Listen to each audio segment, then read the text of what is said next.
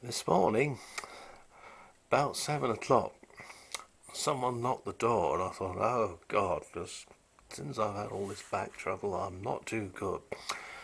And when I looked through the spy hole, I recognised the familiar orange outline of the dustman.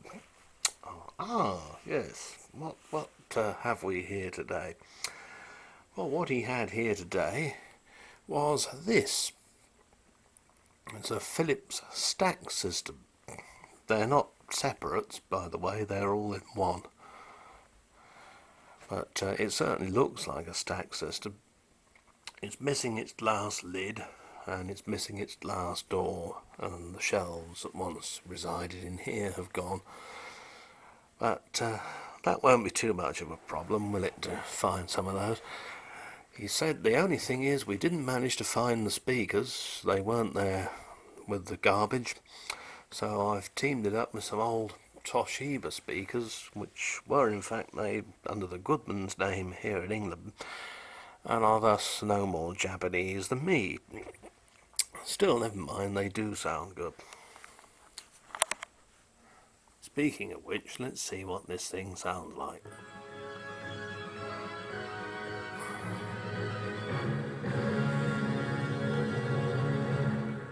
That's not bad on the cassette. It's got an automatic sound level on it. Noise reduction. You can play chrome tapes on here too, but it is a bit basic.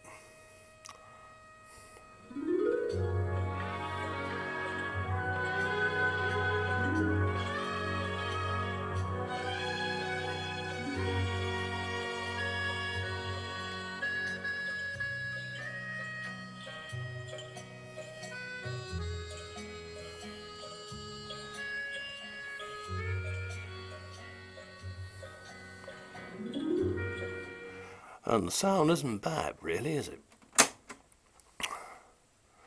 When you switch anything off, it automatically reverts to tuner, and that can be seen on these little LEDs that come on.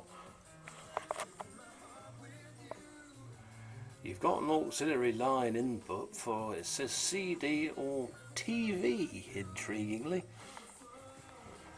I suppose you'd have plugged a sound lead in from a television, because they didn't have, well, not usually that good a sound in those days, to be honest, did they?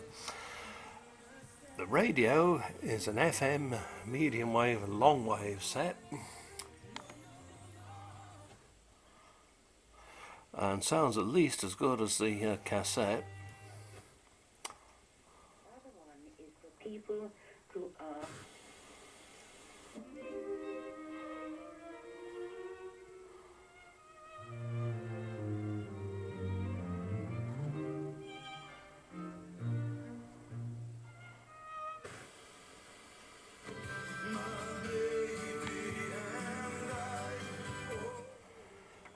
Try it on the AM side of it.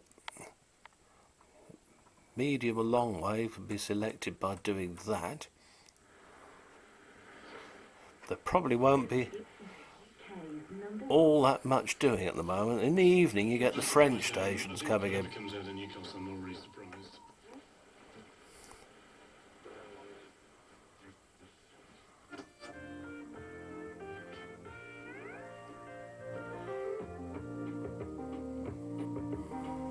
Good Lord, the Carpenters. Everywhere you go, you can't escape them. Still, that's no bad thing.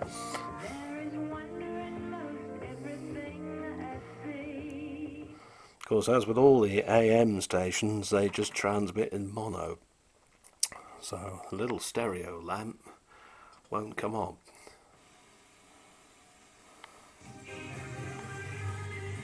There you are, you see.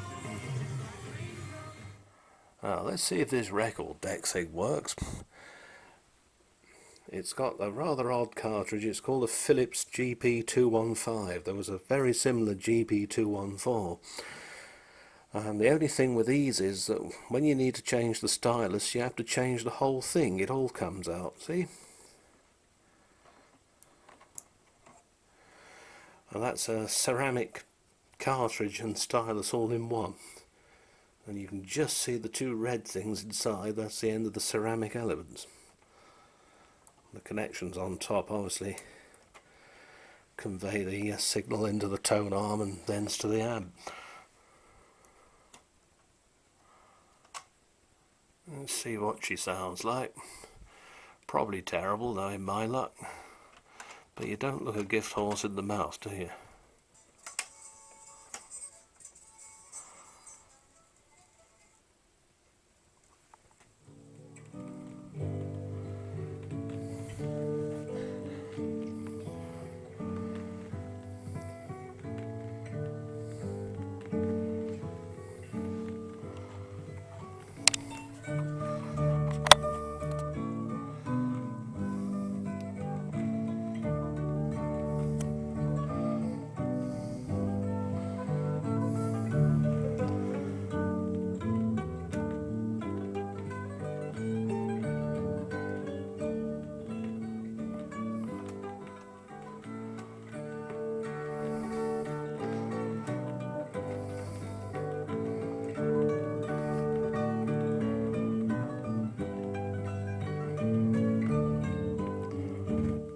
It's certainly got a very good bass response on it, this thing.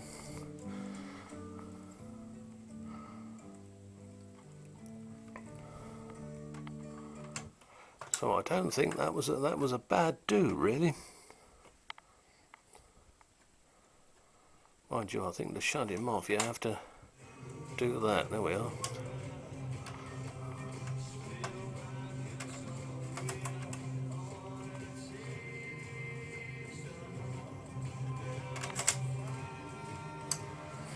Feels a bit stiff, this record mechanism, but oh, I see, yes. Well, that's better. I see what you do. You just move it over there. That starts it.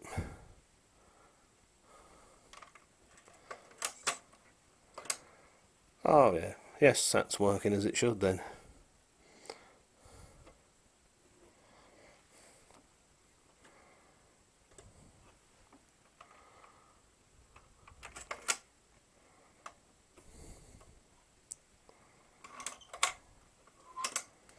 Yep. Probably got a bit of icky, sticky grease in there.